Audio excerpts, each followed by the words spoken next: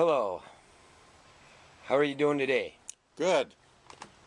It's beautiful Sunday, November 1st. Uh, it's warm enough we're able to sit outside and enjoy the weather.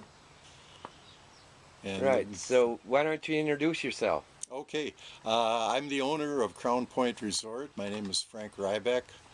I have been here since 1986, doing a renovation and restoration of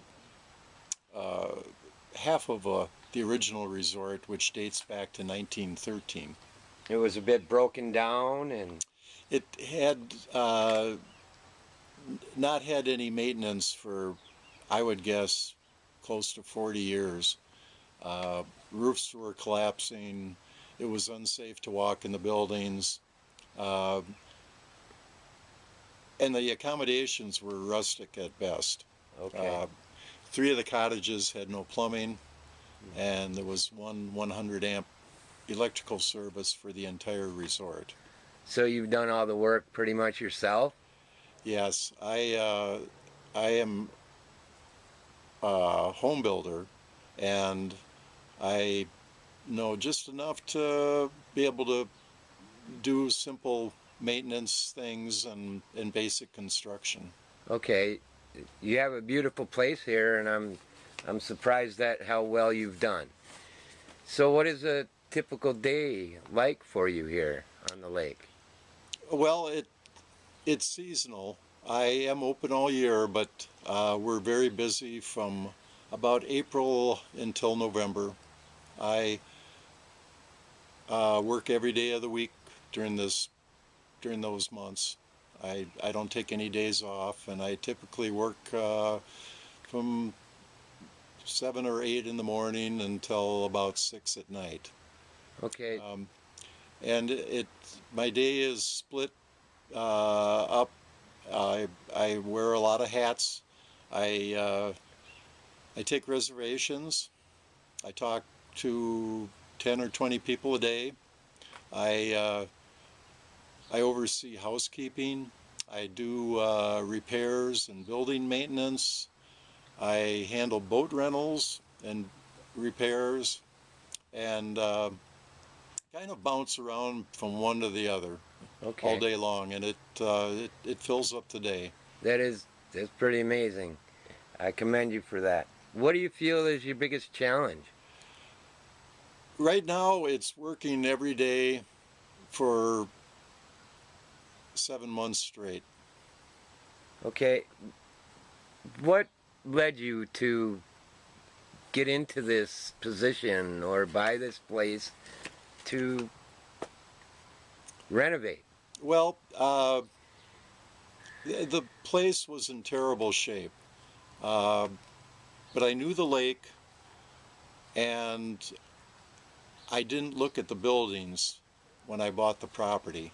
Okay. I looked at the the view. I looked at how nice the lake was, and I had enough remodeling skills that I knew I could do something with it. I didn't really plan on restoring it, um, but I had a job, so I didn't have to do anything right away, and I was able to make a plan and then proceed from there over the years.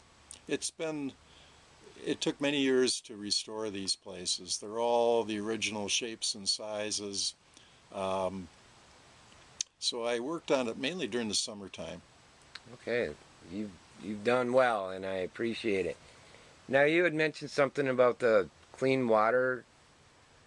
Can you talk about that? Well, like all the Madison lakes, Lake Higanza uh, is really suffering from runoff, um, from fertilizer coming into the lake, uh, and there lately there's been a big movement amongst a number of lake Land. advocates. We have our particular lake is the Friends of Lake Higanza, but there's other groups too, and they have combined and formed a group called the Clean Lakes Alliance.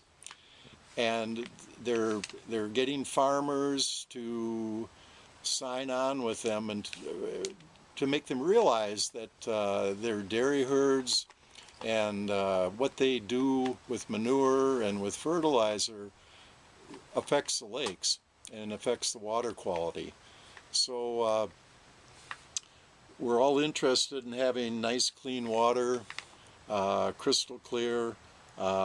We don't have it. We have problems with algae blooms. And as far as challenges go, this year I didn't mention it as a challenge, but in past years the lake has been so bad that it was unfit to go in. It was unfit to swim in. And trying to run a lake resort where people come to swim and to boat with water that's so green and so nasty, it's something I have no control over. Well, I must say, I stayed here this weekend. I caught a couple of walleyes out of here. I'm not afraid to eat them. You know, people talk about how bad the lakes are in the Madison area. I don't find that. But I commend you, and I'm glad, and I do believe I'm going to probably put my 2 cents worth in my possibilities to go forward with making sure that the water is clean. Everybody needs to get on board. I think a lot of people didn't really know what was creating the problem, that they didn't realize that it was everything from lawn fertilizer to leaves. And the farmers, they need to change what they do with cow manure and not spread it on the fields when the ground is frozen, because it washes right into the lake. Okay. Same with fertilizers. And people need to leave buffers between land that is plowed or developed. They need to leave like natural grassy areas that'll stop erosion. Erosion is a huge problem. I know on Lake Mendota they claim that the equivalent of 3 dump trucks a day of dirt erodes into the lake. Wow. And that carries the nutrients, and of course that causes algae blooms and weeds to grow. So it isn't everybody. If everybody gets on board and is conscious about it and realizes that they can impact the water quality, I think that'll be the day when we make a big change. It seems the last couple of years like the lake has gotten better. Mm. So I'm optimistic. Okay. Now, back to the resort here. You have a beautiful spot. Do you plan to retire here, or what's your future plans for this place? I don't know. I'm at retirement age. I enjoy running the resort. I have great guests, yourself included. So I have a lot of fun out here, and of course it does. It's a good business, and there's a lot of perks. I get to go boating, spend time out in the water. So I'm not sure what I'm going to do, but down the line. But right now, I'm probably just going to run it until I can't anymore. Okay, well, this would be kind of my dream job. I used to go to the Boundary Waters, and they had a resort up there, and a guy wore many hats, such as you. And I was like, I want to do that for the rest of my life. How would a guy like me be able to, you know, work his way into something like this? I think if you worked for a big enough place, a place that had needed year-round help, I think that might be the the best avenue. It's hard.